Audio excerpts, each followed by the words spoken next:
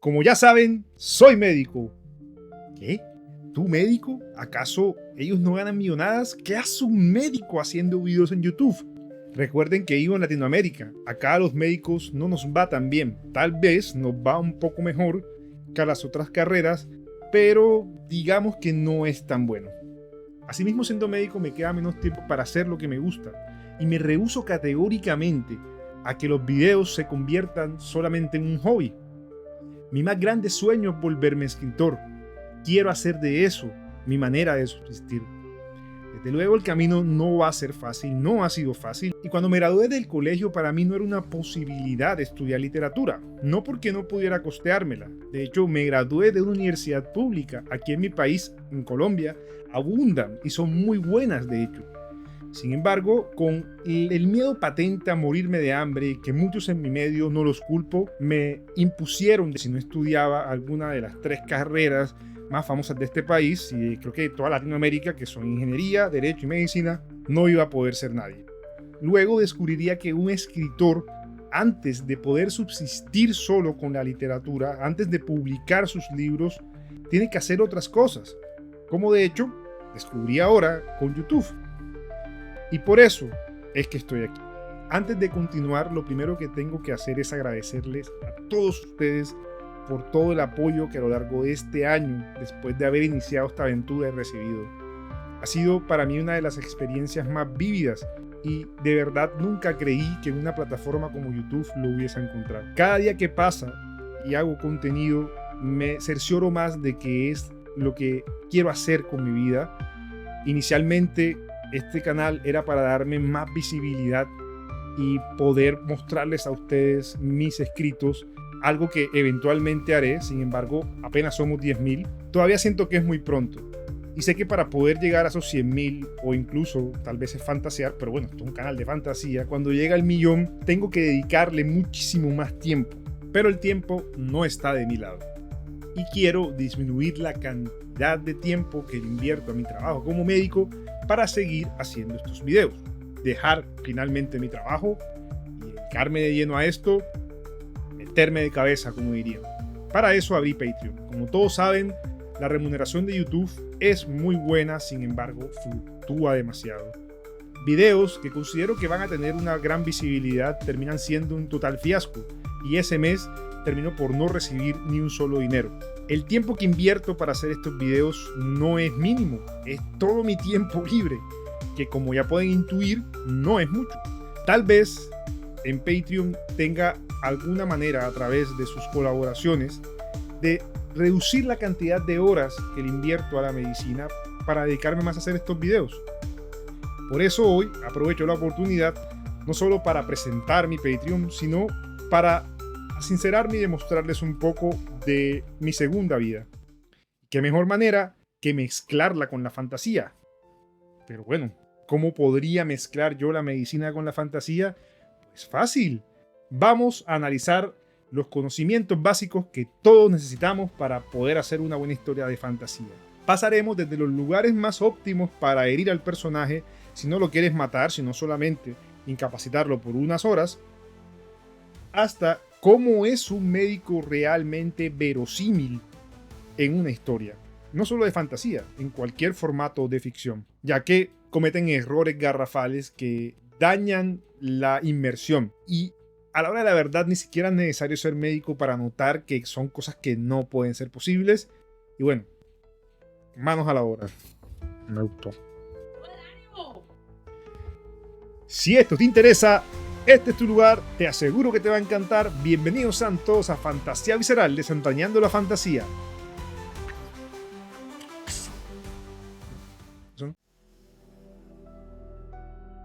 Primero, lo que seguramente todos quieren. ¿Dónde puedo herir a un personaje sin incapacitarlo totalmente o matarlo? Bueno, lo básico es no meterse ni con la cabeza, ni con el cuello, ni con el torso, que es lo más lógico y lo que casi todo el mundo parece ya saber. Por eso muchas veces vemos que intentan delimitar las heridas a las periferias, aquí sobre la clavícula, al lado de las costillas o en las esquinas inferiores del abdomen. Sí, la posibilidad de que se lastime un órgano vital es menor, pero existe todavía. Además, ¿Qué es un órgano vital? Un órgano vital es aquel sin el cual el cuerpo no puede funcionar. Es decir, si se lastima gravemente o se retira, adiós, no vivirás para contarlo. Los ejemplos más claros de esto son el corazón y el cerebro, lugares que vemos que los autores intentan evitar tocar cuando quieren herir a un personaje y no lo quieren matar. Sin embargo, existen aquellos órganos que llamaré arbitrariamente órganos no vitales pero problemáticos de herir. Síganme aquí. Aquellos sin los cuales el cuerpo puede seguir funcionando, pero las complicaciones inherentes a la ausencia de estos pueden ser incluso peor que la misma muerte, porque los pueden dejar incapacitados o pueden ocasionar una muerte muy lenta y dolorosa.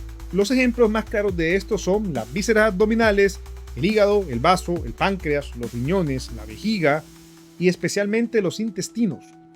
Aquí también entran los pulmones.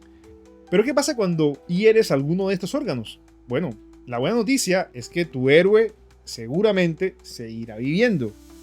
Pero si no recibe en los próximos minutos una atención médica de calidad, seguramente va a morirse en cuestión de horas. Especialmente si tu mundo es uno que no tiene muchos avances en medicina, como es habitual en la fantasía.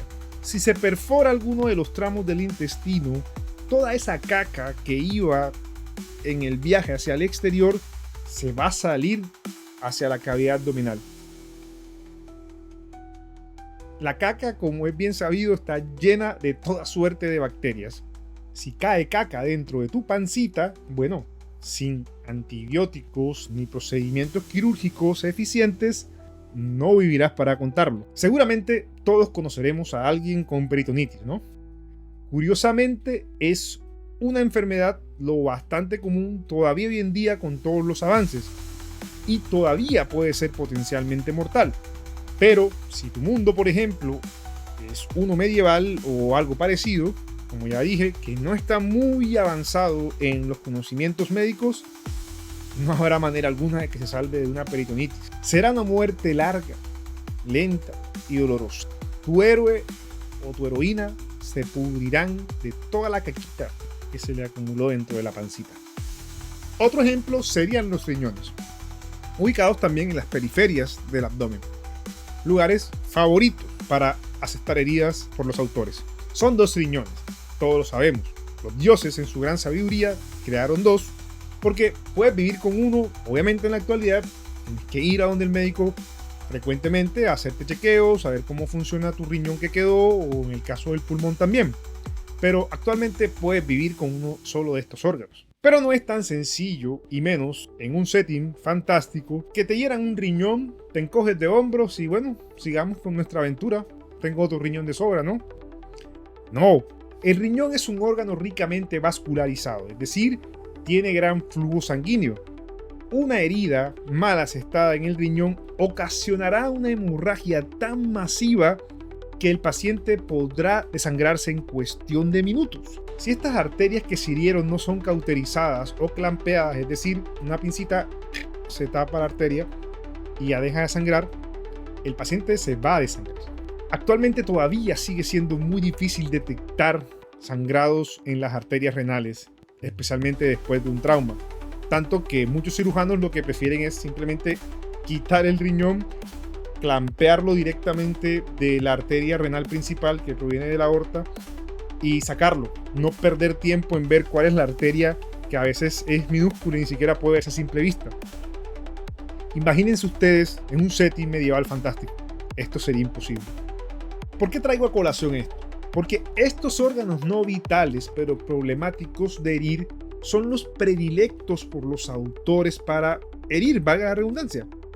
Ya que hay una noción errada de que si se hiere uno de estos, hay otro de repuesto, o en esta zona de la periferia no va a haber ninguna estructura realmente vital, cual es totalmente errado. Muchas veces las heridas no matan por simplemente cercenar un órgano y ya, sino, como ya hemos visto, las complicaciones que estas traen, siendo la principal y la más obvia las infecciones, ya que si nuevamente vamos al setting medieval que tanto amamos y odiamos al tiempo, es una lanza corroída por el óxido, claramente no está estéril.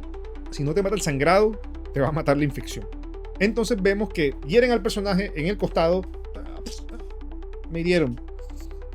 Pero no me tocó ningún órgano vital. Se vendan de la forma más impráctica posible. Se vuelven a encoger de hombros. Y bueno, sigamos en la batalla. Sigamos con la abertura. Pues no. Otro punto es que también les gusta herir mucho los brazos y las piernas. Le hieren un hombro. Como no, yo puedo seguir. Carajo, si te llegan a asestar un lanzazo o un espadazo en el hombro, es gravísimo.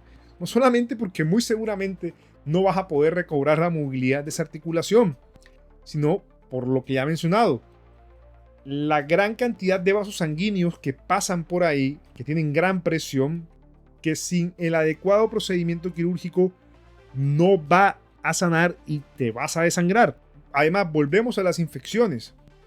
Una lanza que lacera un brazo, muy seguramente va a tocar el hueso.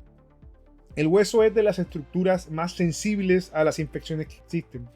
Y una infección en un hueso todavía es la hora y es complicadísima de tratar. Y es algo que vemos que en las historias pasa todo el tiempo. Especialmente cuando la solución olímpica de ellos es: oh, hay una herida aquí, está sangrando mucho, vamos a hacer cenar sin ningún tipo de higiene, pongamos un torniquete y ya está. Démosle algo para sedarlo y sigamos nuestra aventura. No es así tan sencillo. Aunque bueno, he de aceptarles que esto no tiene mucha importancia. Nadie que no sea médico muy probablemente se vaya a dar cuenta de todo lo que yo he dicho o de todas las fallas que existen a la hora de relatar una escena de heridas o de enfermedades.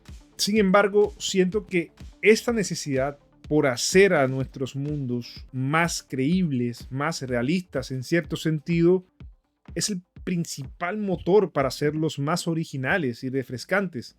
En conclusión, evita estos puntos. Si le das aquí sobre la clavícula, probablemente herirás un pulmón o la arteria subclavia, que es, si cabe, todavía peor.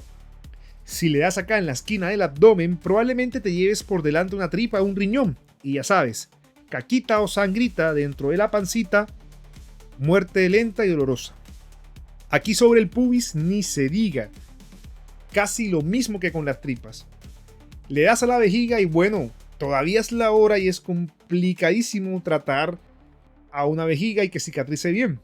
Además, tu panza no solo se llenará de caquita, sino ahora de orincito. Y no solo le infectará, sino que también causará una irritación, teniendo una peritonitis mixta. Es decir, química y bacteriana, y bueno, dejemos aquí. Hay que entender que el oficio del médico, como estamos habituados hoy en día, antes no era así. La profesión se dividía en herboristería, fisiología, cirugía, etc. El médico antiguo no era como el médico actual, que tenía todos estos conocimientos embutidos en una sola persona. Muchas veces, para tratar una enfermedad, requerías ir a varios profesionales a la vez. Si requerías una medicina, pues te ibas a donde un boticario.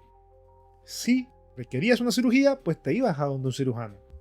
Si por algún motivo requerías también alguna especie de sanación espiritual o mental, pues te ibas al sacerdote. ¿Sí? No era como llegar donde un médico, como sucede ahora, y te resuelve la mayoría de las cosas él mismo. Bueno, en la actualidad, más o menos es así. Llegas a donde el médico, dices lo que tienes, y él, dependiendo de lo que tengas, te manda a donde el especialista justo de ese órgano o ese sistema que él piensa que está afectado.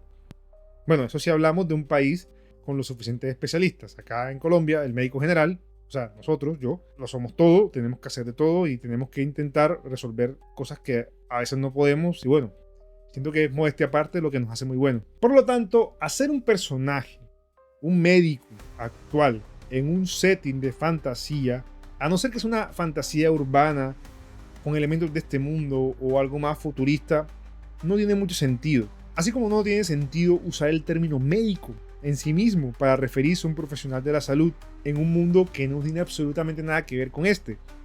Vuelvo y digo, si es fantasía urbana, si es fantasía ubicada en este mundo, pues no pasa nada, puedes ponerlo.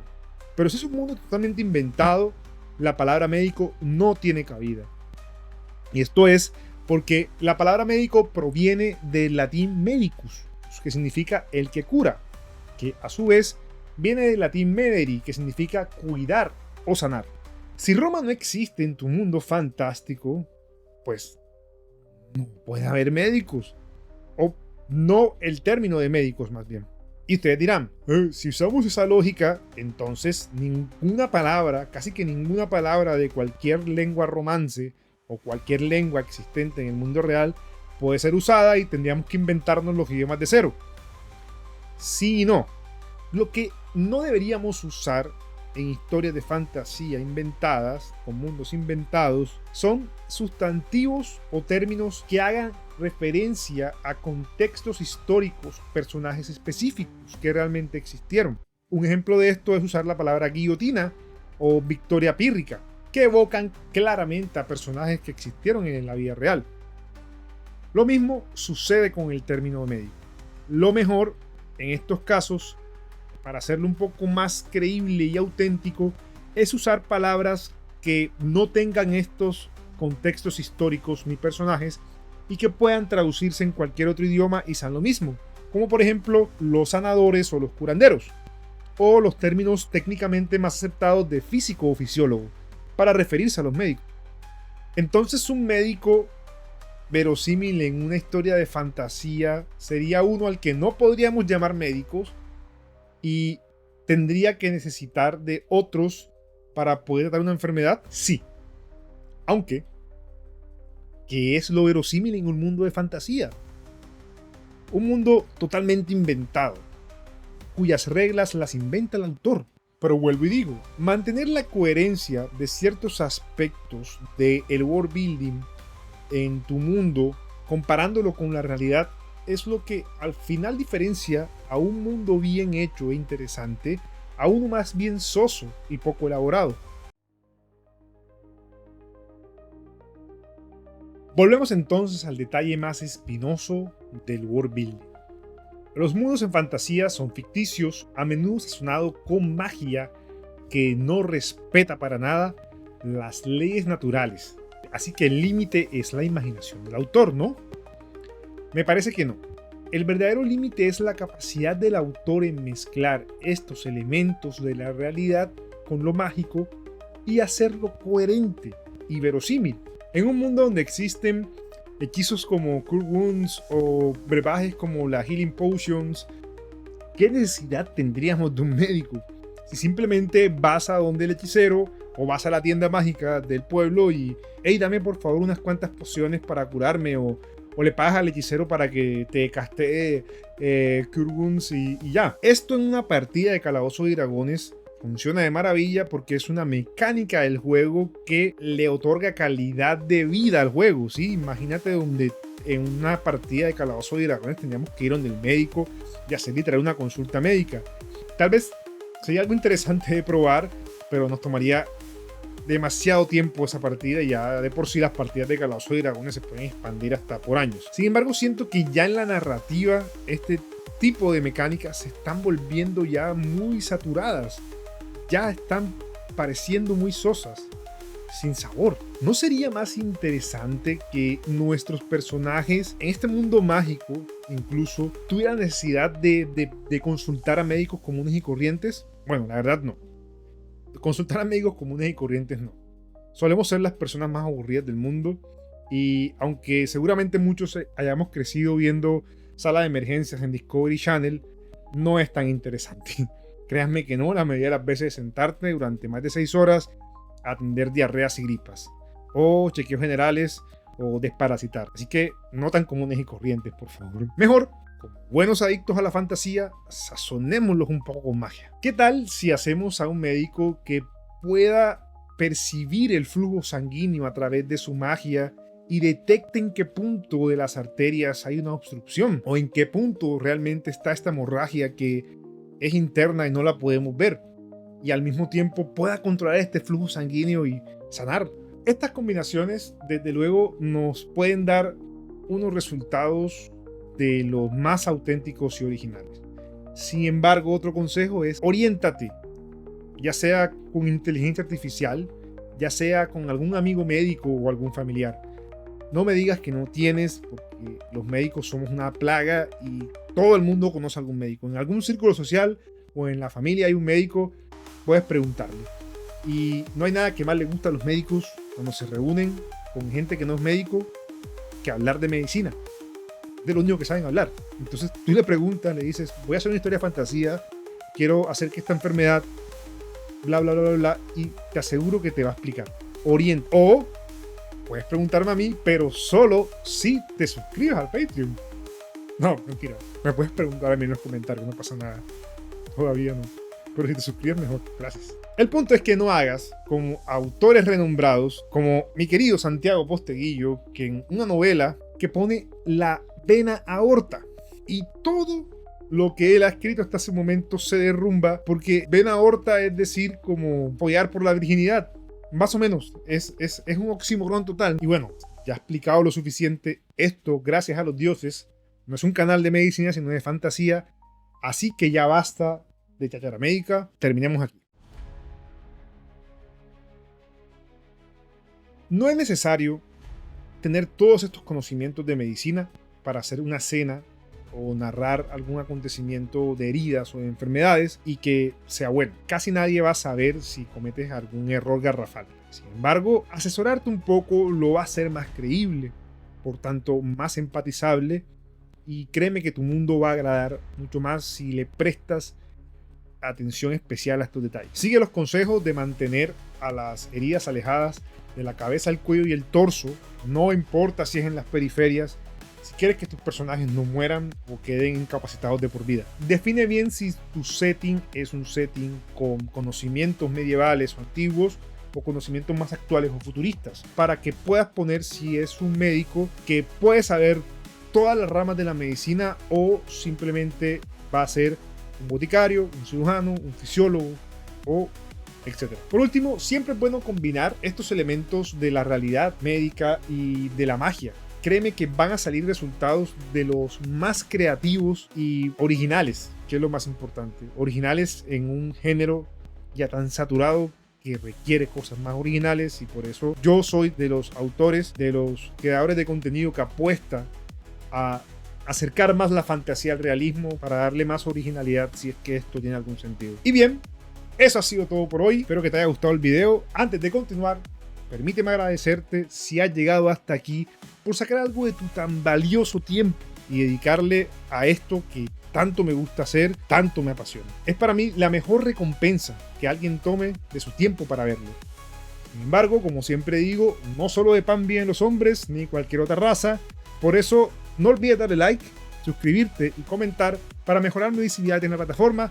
Más importante aún, en ocasión especial a este video, no olvides echarle un vistazo por lo menos a Patreon.